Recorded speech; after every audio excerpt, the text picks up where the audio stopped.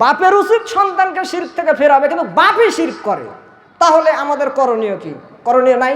সন্তানের এখন করণীয় কি? সন্তানের করণীয় হলো, আল্লাহ বলছেন তোমরা একটু ইব্রাহিম আলাইহিস সালাতু ওয়াস সালামের দিকে তাকাও। কিভাবে তাকাবা? ওয়াইদ ক্বালা ইব্রাহিমু আবিহি আযার, স্মরণ করো ইব্রাহিমের কথা। যখন ইব্রাহিম আলাইহিস সালাম তার বাপ আযরকে বলেছিল, কি বলেছিল? আতাত্তাখিজু আসনামান আলিহাতান। ইব্রাহিম আলাইহিস সালাম তার বাপকে বলেছিল, আব্বা আপনি কি এই মূর্তিদেরকে আল্লাহ মনে করলেন? আব্বা আপনি কি এই মূর্তিদেরকে ইলাহ মনে করলেন? আব্বা আপনি কি এই প্রতিমাদেরকে আপনার উপাস্য মনে করলেন? যদি করেন, ইন্নী আরাকা ওয়া কওমাকা ফি দালালিম মুবিন। আব্বা আমি তো আপনাদেরকে প্রকাশ্য স্পষ্ট ভ্রান্তের ভিতরে দেখতেছি। কেন আপনারা শিরক করতেছেন, মূর্তি পূজা করতেছেন? শুধু তাই নয়, ইব্রাহিম আলাইহিস সালাতু ওয়াস সালাম তার বাপকে এত নরম ভাষায়, এত ভালোবাসার কণ্ঠ নিয়ে আব্বাকে ডাক দিয়ে বলেছেন। কি বলেছেন? ইব্রাহিম আলাইহিস সালাম তার জীবন দশায় তার বাপকে বলেছিলেন, ইয়া আবাতি, হে আমার আব্বা, ও আমার পিতা, ও আমার জন্মদাতা, শুনে রাখেন, লিমা তা'বুদু মা লা ইয়াসমাউ ওয়ালা ইউবসিরু ওয়ালা ইউগনি আনকা শাইআ। আব্বা আপনি ওই মূর্তির পূজা কেন করেন যে শুনতে পায় না, দেখতে পায় না, আপনার কোনো উপকারেই আসে না, আপনার কোনো উপকারই করতে পারে না, ওই মূর্তির পূজা আপনি কেন করেন আব্বা? আব্বা ইয়া আবাতি, হে আমার আব্বা, ইন্নী কদ জাআনি মিনাল ইলমি মা লাম ইয়াতিকা। আব্বা শুনে রাখেন, আমার নিকটে যে জ্ঞান আছে, আমার নিকটে যে বিদ্যা আছে, ওই বিদ্যা আপনার নিকটে নাই। আল্লাহর পক্ষ থেকে আমার নিকট বিদ্যা এসেছে। সুতরাং আব্বা আপনি আমার অনুসরণ করেন, আমি আপনাকে সরল পথ দেখাবো। ইয়া আবাতি, ও আমার আব্বা শুনেন, লা তা'বুদিশ শাইতানা, আপনি শয়তানের অনুসরণ করিয়েন না, শয়তানের ইবাদত করিয়েন না। ইন্নাশ শাইতানা কানা লির-রহমানি আসিয়া, কেননা শয়তান আল্লাহর প্রকাশ্য অবাধ্য, শয়তান আল্লাহ অবাধ্য। ইয়া আবাতি, হে আমার আব্বা, ইন্নী আখাফু আই ইয়ামাসসাকা আযাবুম মিনার রহমান। আব্বা আমি আল্লাহর পক্ষ থেকে আপনার প্রতি ভয়াবহ আযাবের আশঙ্কা করছি। ফাতাকুন লিশ শাইতানি ওয়ালিয়া, অতঃপর শয়তান আপনার বন্ধুতে রূপান্তরিত হবে। এভাবে ইব্রাহিম আলাইহিস সালাম তার বাপকে নসিহা করতেছেন। এখন জবাবে তার বাপ কি বলতেছে একটু লক্ষ্য করেন। জবাবে আযর বলতেছেন, হে ইব্রাহিম, তুমি কি আমাদের উপাস্যদের ব্যাপারে আমাকে বিরত থাকতে বলছো?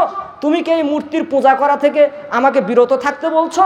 তুমি কি তাদের থেকে মুখকে ফিরিয়ে নিচ্ছ? ইব্রাহিম শোনো, লা ইল্লাম তাংতাহি, যদি তুমি আমাকে ওয়াজ করা বাদ না দাও, আমাকে এগুলো থেকে বাধা দান করো, তাহলে লা আরজুমান্নাক, আমি বাপ তোমাকে কিন্তু পাথর মেরে মাথা একেবারে ফাটিয়ে দিব।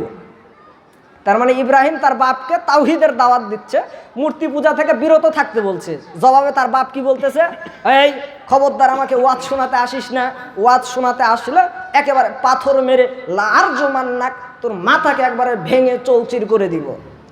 এরপর বলতেছেন, ওয়াহজুরনি মালিয়া, ইব্রাহিম তুমি আমার চোখের সামনে থেকে চলে যাও।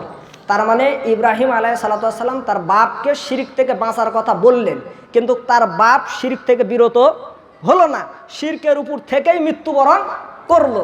এখন আপনি সহিহ বুখারী খুলেন 3350, মুহাম্মদ সাল্লাল্লাহু আলাইহি ওয়াসাল্লাম বলতেছেন, শোনো কিয়ামতের মাঠে আজরের অবস্থাটা একটু দেখো কি হবে।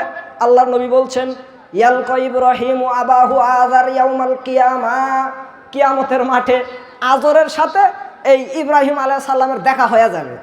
দুনিয়াতে তো মাথা ফাটাতে চেয়েছে, এখন কিয়ামতের মাঠে ইব্রাহিমের সাথে আজরের সাক্ষাৎ হবে, দেখা হবে।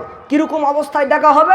ও আলা ওয়াজহি আযার কাতারাতুন ওয়া গবারাতুন, ইব্রাহিম আলাইহিস সালাম কিয়ামতের মাঠে তার বাপকে ওই অবস্থায় দেখবেন যে তার বাপের চোখ মুখে ধুলাবালি লেগে আছে, কালি ভরে আছে, একেবারে নোংরা অবস্থায় তার বাপের সাথে ইব্রাহিম আলাইহিস সালামের সাক্ষাৎ হবে।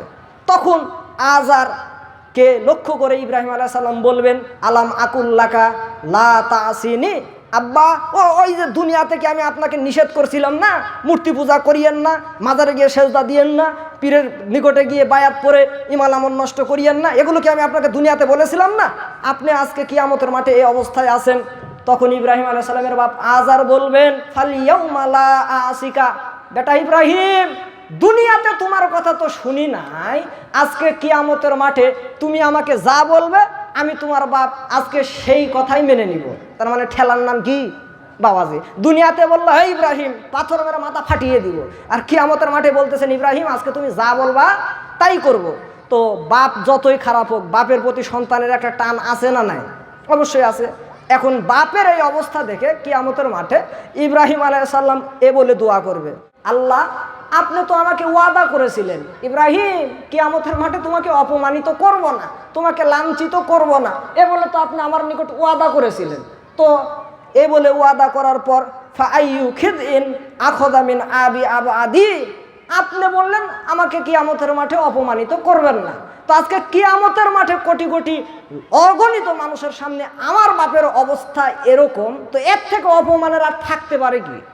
আপনি বললেন ইব্রাহিম দুনিয়াতে নমরুদের আগুনে ফেলেছি, ইব্রাহিম তোকে এক দেশ থেকে আর এক দেশে সফর করিয়েছি, তোমাকে অনেক কষ্ট দিয়েছি, ইব্রাহিম কিয়ামতের মাঠে আমি আল্লাহ তোমাকে কোনো অপমানের সম্মুখীন করব না, এ কথা আপনি বলেছিলেন। আর আজকে কিয়ামতের মাঠে আমার সামনে আমার বাপ ধুলাবালি অবস্থায় উপস্থিত, তো এর থেকে বড় অপমানের আর হতে পারে কি?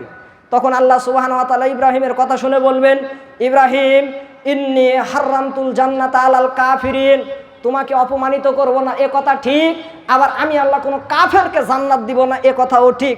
ইব্রাহিম মা তাহতা রিজলাইকা, ইব্রাহিম তুমি তোমার পায়ের দিকে একটু তাকাও তো, ইব্রাহিম তুমি তোমার পায়ের দিকে একটু দৃষ্টি দেখো তো। ইব্রাহিম আলাইহিস সালাম ফাংজুরু, তিনি তার পায়ের দিকে তাকাবেন, পায়ের দিকে তাকিয়ে দেখবেন ইব্রাহিম আলাইহিস সালাতু ওয়াস সালাম যে তার পায়ের সামনে একটা রক্তাক্ত জানোয়ার পড়ে আছে। কি পড়ে আছে? রক্তাক্ত একটা চারপায়া জানোয়ার ইব্রাহিম আলাইহিস সালামের পায়ের সামনে পড়ে আছে। তখন আল্লাহ রাব্বুল আলামিন ফায়ুখাযু বিকাওয়াইমিহি ফায়ুলকা ফিন নার, এরপর ওই জন্তুটার পা ধরে জাহান্নামের ভিতর ফেলে দেওয়া হবে। তার মানে আল্লাহ সুবহানাহু ওয়া তাআলা কাফেরকে জান্নাত দিবে না, মুশরিক শিরককারী ব্যক্তিকে জান্নাত দিবে না এ কথাও ঠিক। আর ইব্রাহিমের বাপকে জাহান্নামে দিলে ইব্রাহিম আলাইহিস সালামের মান সম্মানে ব্যাঘাত ঘটবে এ কথাও ঠিক। যার কারণে ইব্রাহিমের বাপের আকৃতি পরিবর্তন করে পশুতে রূপান্তরিত করে জাহান্নামে নিক্ষেপ করলেন, আজরের কিয়ামতের মাঠে রক্ষা হলো না। তার মানে কি বুঝলেন? ইব্রাহিম আলাইহিস সালামের মতো এত বড় দামি নবী কিয়ামতের মাঠে তার বাপকে বাঁচাতে পারতেছে না। কেন বলেন? আমল নামায় কি আছে? শিরক আছে। তার মানে আমল নামায় যদি শিরক থাকে নবীও আপনাকে রক্ষা করতে পারবে না। কাজেই প্রিয় উপস্থিতি, শিরক হলো পৃথিবীর মাটিতে অত্যন্ত ভয়াবহ পাপ।